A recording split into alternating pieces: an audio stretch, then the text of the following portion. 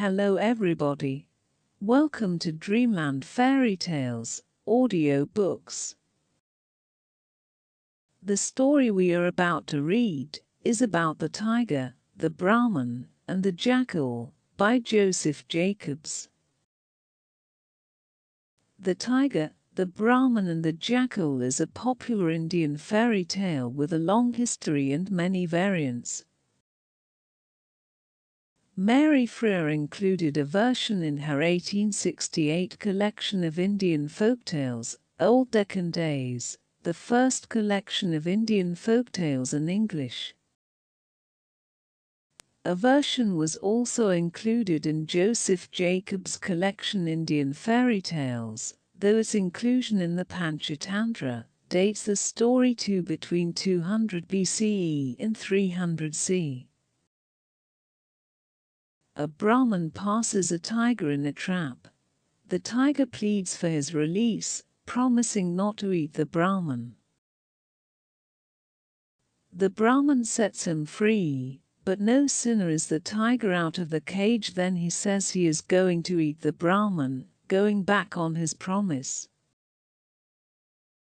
The Brahman is horrified and tells the tiger how unjust he is. They agree to ask the first three things they encounter to judge between them. The tiger, the Brahman, and the Jackal is one of our favorite fairy tales.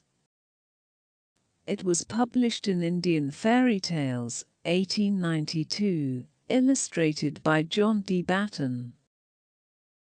Let us begin the story.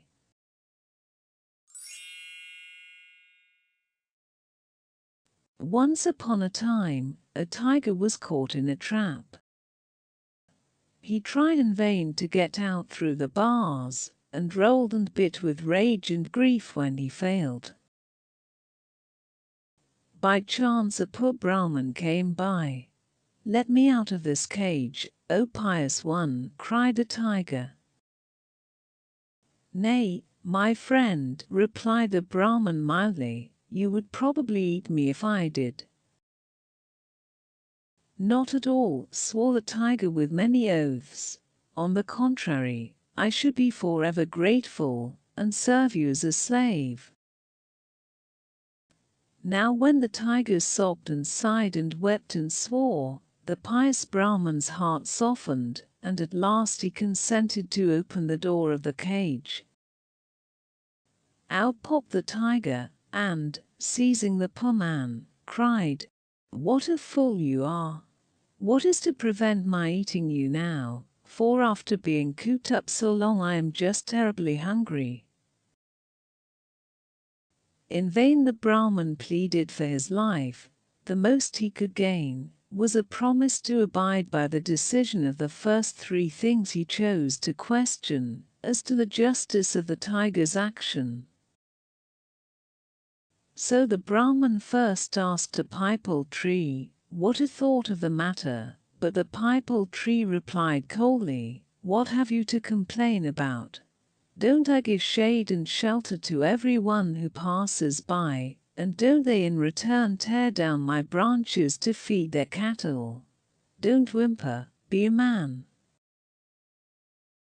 Then the Brahman, sad at heart, went further afield till he saw a buffalo turning a well wheel, but he fared no better from it, for it answered, "You're a fool to expect gratitude. Look at me. Whilst I gave milk they fed me on cottonseed and oil cake, but now I am dry they yoke me here, and give me refuse as fodder." The Brahman, still more sad, asked the road to give him its opinion. "My dear sir," said the road, "how foolish you are to expect anything else. Here am I, useful to everybody, yet all, rich and poor, great and small, trample on me as they go past, giving me nothing but the ashes of their pipes and the husks of their grain." On this the Brahman turned back sorrowfully, and on the way he met a jackal, who called out, "Why, what's the matter, Mr. Brahman? You look as miserable as a fish out of water." The Brahman told him all that had occurred. "How very confusing," said the Jackal when the recital was ended. "Would you mind telling me over again, for everything has got so mixed up?" The Brahman told it all over again, but the Jackal shook his head in a distracted sort of way, and still could not understand. "It's very odd," said he, sadly, "but it all seems to go in at one ear, and out at the other. I will go to the place where it all happened, and then perhaps I shall be able to give a judgment." So they returned to the cage, by which the tiger was waiting for the Brahman, and sharpening his teeth and claws. "You've been away a long time," growled the savage beast, "but now let us begin our dinner." "Our dinner," thought the wretched Brahman, as his knees knocked together with fright. "What a remarkably delicate way of putting it. Give me 5 minutes, my lord," he pleaded, "in order that I may explain matters to the Jackal here, who is somewhat slow in his wits." The tiger consented, and the Brahman began the whole story over again, not missing a single detail, and spinning as long yarn as possible. "Oh, my poor brain! Oh, my poor brain!" cried a Jackal, wringing its paws. "Let me see, how did it all begin? You were in the cage, and the tiger came walking by." "Pooh!" interrupted the tiger, "what a fool you are! I was in the cage." "Of course," cried the Jackal, pretending to tremble with fright. "Yes, I was in the cage." "No, I wasn't, dear, dear. Where are my wits? Let me see, the tiger was in the Brahman, and the cage came walking by." "No, that's not it either." "Well, don't mind me, but begin your dinner, for I shall never understand." "Yes, you shall," returned the tiger, in a rage at the Jackal's stupidity. "I'll make you understand.